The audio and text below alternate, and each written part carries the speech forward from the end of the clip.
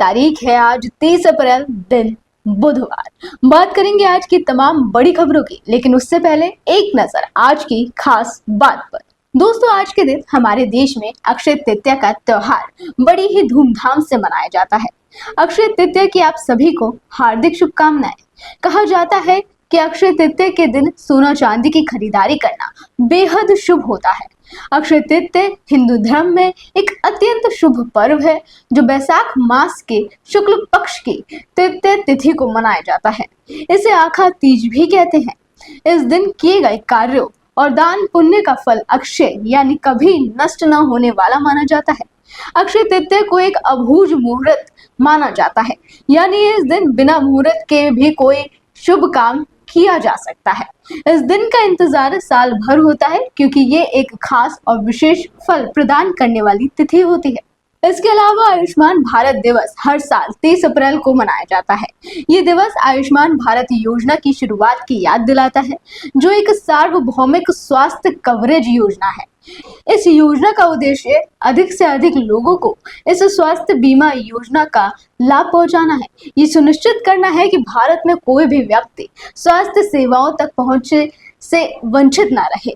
इस योजना की शुरुआत 14 अप्रैल 2018 को डॉक्टर भीमराव अंबेडकर की जयंती के अवसर पर हुई। चलिए बढ़ते हैं आज की बड़ी खबरों की तरफ।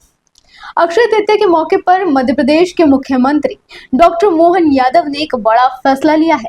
मोहन सरकार की तरफ से फैसला लिया गया है कि संबल योजना के तहत लाभार्थियों को धनराशि वितरित करेंगे और आज सीएम धार जिले के उमरबन में संबल योजना में अनुग्रह सहायता के 27,523 किश्तों में 600 करोड़ रुपए सिंगल क्लिक से बांटने वाले हैं। प्रदेश सरकार द्वारा योजना की शुरुआत अब तक 1,75,00,000 श्रमिकों का रजिस्ट्रेशन कराया जा चुका है और अब तक कुल 6,81,000 से अधिक किश्तों में 6,432 करोड़ से अधिक धनराशि बांटी जा चुकी है। मध्य प्रदेश के मुख्यमंत्री जन कल्याण संबल योजना एक सामाजिक सुरक्षा योजना है, जिसे 2018 में तत्कालीन मुख्यमंत्री शिवराज सिंह चौहान द्वारा शुरू किया गया था, जिसका उद्देश्य असंगठित क्षेत्र के श्रमिकों जैसे दिहाड़ी मजदूर, रेहड़ी पटरी वाले, कृषि श्रमिक आदि को आर्थिक और सामाजिक सुरक्षा प्रदान करना है। वहीं अक्षय तृतीया के शुभ अवसर पर सोने के भाव को लेकर भी एक शुभ खबर है। भारत में अक्षय तृतीया से पहले ही सोने की कीमतों में लगातार गिरावट हो रही है। ऐसे में सोने के खरीदारों के लिए एक अच्छी खबर। बीते दिन 24 कैरेट 10 ग्राम सोने की कीमत 97,520 रुपए पर आई, तो वहीं 22 कैरेट सोने की कीमत 89,390 रुपए प्रति 10 ग्राम रही। दिल्ली में 24 कैरेट गोल्ड प्रति 10 ग्राम 97,670 रुपए रहा, तो 22 कैरेट सोना प्रति 10 ग्राम 89,540 रहा। हालांकि लखनऊ में 22 कैरेट सोने की कीमत 90,200 रुपए प्रति 10 ग्राम रही, तो 24 कैरेट सोने की कीमत 97,670 रुपए प्रति 10 ग्राम रहा। बात करें चांदी की, तो चांदी की कीमतों में भी गिरावट देखी गई और चांदी का भाव 1,04,000 रुपए प्रति किलोग्राम पर रहा। अगली बड़ी खबर चार धाम यात्रा को लेकर। पहलगाम हमले के बाद सरकार अब सुरक्षा के लिहाज से और ज्यादा सतर्क हो गई। इसी कड़ी में चार धाम यात्रा के दौरान यात्रियों की सुरक्षा और भीड़ प्रबंधन को लेकर इस बार पुलिस ने बड़े इंतजाम किए हैं।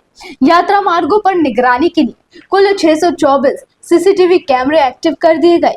इन कैमरों के जरिए हर गतिविधि पर नजर रखने के लिए आईजी रेंज कार्यालय में एक अत्याधुनिक कंट्रोल रूम भी स्थापित कर दिया गया। हरिद्वार, देहरादून, टिहरी गढ़वाल, पौड़ी गढ़वाल, रुद्रप्रयाग, चमोली और उत्तरकाशी जिलों में कुल 624 कैमरे लगाए गए, जिनमें देहरादून में 107, हरिद्वार में 85, टिहरी गढ़वाल में 102, पौड़ी गढ़वाल में 44, रुद्रप्रयाग में 115, चमोली में 79, उत्तरकाशी में 35, केदारनाथ धाम में 5, बद्रीनाथ धाम में 16 कैमरे, गंगोत्री में 24 कैमरे और यमुनोत्री में 12 कैमरे लगाए गए, जिससे 24 घंटे अब लाइव निगरानी होगी।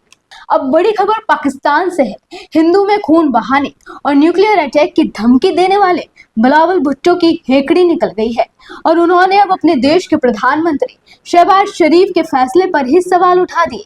पाकिस्तान पीपल्स पार्टी के नेता बिलावल भुट्टो ने शिमला समझौते को रद्द करने पर शहबाज सरकार पर निशाना साधा। उन्होंने भारत के साथ बातचीत कर इस मुद्दे का हल निकालने पर जोर दिया।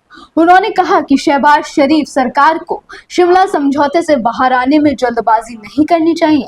द्विपक्षीय और अंतर्राष्ट्रीय संध्या कूटनीति की नींव है और मैं इस पक्ष में नहीं हूं कि इसे तोड़ा जाए।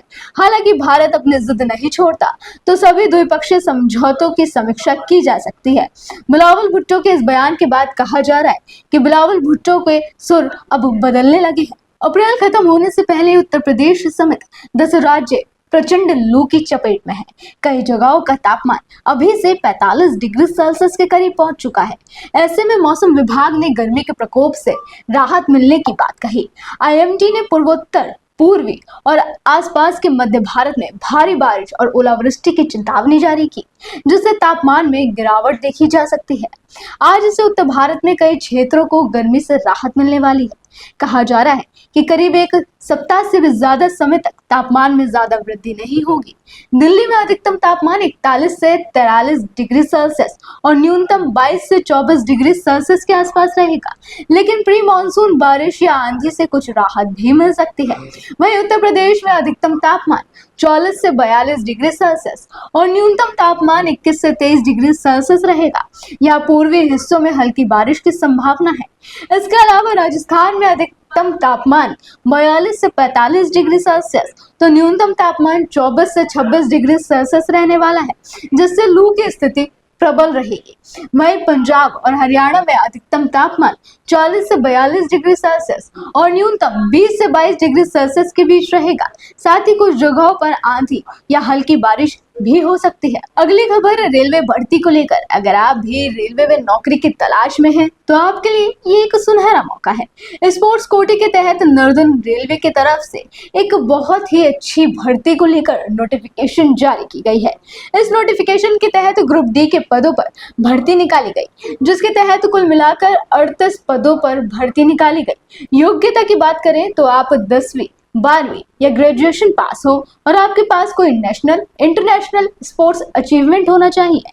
तो RRC NR sports quota recruitment 2025 के लिए इच्छुक और योग्य उम्मीदवार ऑनलाइन आवेदन कर सकते हैं। आवेदन करने के लिए लिंक हमने डिस्क्रिप्शन बॉक्स में डाल दिया है, जहां आप जाकर डायरेक्टली अप्लाई कर सकते हैं। आईपीएल 2025 के 47वें मैच में राजस्थान रॉयल्स ने गुजरात टाइटंस को 8 विकेट से हरा दिया और राजस्थान रॉयल्स बनाम गुजरात टाइटंस मैच को 14 साल के वैभव सूर्यवंशी के लिए याद किया जाएगा। बिहार का ये लड़का आईपीएल अर्धशतक लगाने वाला फिर सबसे युवा शतक जड़ने वाला खिलाड़ी भी बना। वैभव आईपीएल में सबसे तेज शतक लगाने वाले भारतीय बन गए। राजस्थान रॉयल्स इस जीत के साथ प्लेऑफ की रेस में बनी हुई है। वो 6 अंक के साथ 8वें स्थान पर है। गुजरात टाइटंस 12 अंक के साथ तीसरे नंबर पर है। वहीं राजस्थान का अगला मैच मुंबई इंडियंस से 1 मई को होगा और गुजरात का अगला मैच सनराइजर्स हैदराबाद से 2 मई को होगा। 100 और 200 के नोट को लेकर एक बड़ी खबर है। लोग जब भी एटीएम से कैश निकालने जाते हैं तो ज्यादातर ऐसा होता है कि 500 रुपए के नोट ही निकलते हैं और 500 के नोटों को लेने के बाद लोगों को अक्सर चेंज के लिए भटकना पड़ता है। लेकिन अब लोगों की मुश्किलों को कम करने के लिए रिजर्व बैंक ऑफ इंडिया ने बैंकों से सुनिश्चित करने को कहा कि एटीएम से 100 रुपए और 200 रुपए के नोट भी निकले। केंद्र बैंक ने कहा कि जनता को इन नोटों की उपलब्धता बढ़ाने के लिए ऐसा करना जरूरी है। बैंकों और व्हाइट लेवल एटीएम परिचालकों को इस निर्देश को चरणबद्ध तरीके से लागू करना होगा। निर्देश है कि 30 सितंबर 2025 तक 75% एटीएम में कम से कम एक कैसेट से 100 रुपए या 200 रुपए मूल्य वर्ग के बैंक नोट निकलने चाहिए। इसके बाद 31 मार्च 2026 तक लगभग 90% एटीएम में कम से कम एक कैसेट से 100 रुपए या 200 रुपए मूल्य वर्ग के बैंक नोट निकलने चाहिए। आखिर में बताते हैं आज का दिन किन राशियों के लिए रहने वाला है खास। ग्रहों की स्थिति और वैदिक ज्योतिष के आधार पर कुछ राशियों के लिए ये दिन विशेष रूप से महत्वपूर्ण है। तो अगर आपकी राशि मेष, वृषभ, मिथुन, कर्क, सिंह या कुंभ है तो आपका दिन खास होने वाला है। मेष राशि वालों को कार्य क्षेत्र में सफलता और नए अवसर मिलेंगे। बृहस्पति और शनि की स्थिति के कारण आर्थिक मामलों में लाभ के योग है। व्यापार में नई डील या प्रोजेक्ट्स पर काम शुरू हो सकता है। वृषभ राशि वालों के लिए दिन आर्थिक दृष्टिकोण से शुभ रहेगा। शुक्र के प्रभाव और मालव्य राजयोग के कारण धन लाभ होगा। प्रॉपर्टी से संबंधित कार्यों में सफलता या निवेश के अवसर मिल सकते हैं। परिवार में मांगलिक कार्यों के योग भी है। मिथुन राशि वालों के लिए दिन भाग्य वृद्धि वाला होगा। शनि और बुध के शुभ संयोग से नौकरी में अतिरिक्त जिम्मेदारियां या प्रमोशन के अवसर मिल सकते हैं। हालांकि स्वास्थ्य और मानसिक तनाव पर ध्यान देने की जरूरत है। कर्क राशि वालों के लिए ये दिन धार्मिक या आध्यात्मिक गतिविधियों के लिए अनुकूल रहेगा। शनि के गोचर के कारण पुरानी समस्याओं से राहत मिलेगी। परिवार में सौहार्द और मांगलिक आयोजनों की संभावना है। सिंह राशि वालों के लिए दिन करियर और नेतृत्व के अवसरों के लिए खास रहेगा। सूर्य और बृहस्पति के प्रभाव से सामाजिक मान सम्मान में वृद्धि और व्यापार में लाभ के योग है। कुंभ राशि वालों के लिए दिन प्रॉपर्टी और पारिवारिक मामलों में लाभकारी हो सकता है। शनि और बृहस्पति की स्थिति के कारण दीर्घकालिक निवेश या पारिवारिक कार्यों में सफलता मिल सकती है। तो दोस्तों, ये थी आज की तमाम बड़ी खबरें।